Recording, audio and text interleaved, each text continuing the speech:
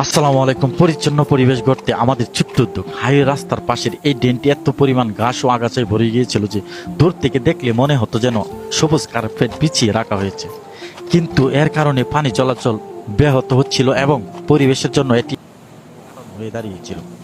আজ আমরা সেই ড্রেন পরিষ্কারের কাজ করেছি। কাজটি বেশ কষ্টসাধ্য ছিল, তবুও সমাজ ও পরিবেশের প্রতি দায়িত্ববোধ থেকে আমরা নিরলসভাবে কাজ করে গিয়েছি।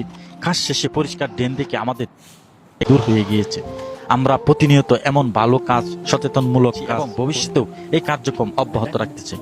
তবে আপনাদের সহযোগিতা ও উৎসাহ ছাড়া এটি কোনোদিনও সম্ভব না।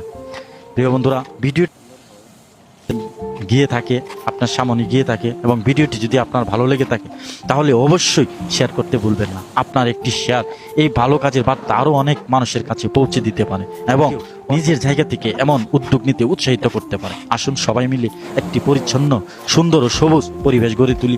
ভালো কাজের সঙ্গে থাকুন, সঠিক দিন এবং আমাদেরকে আরও বেশি বেশি উৎসাহিত করুন। ধন্যবাদ সবাইকে।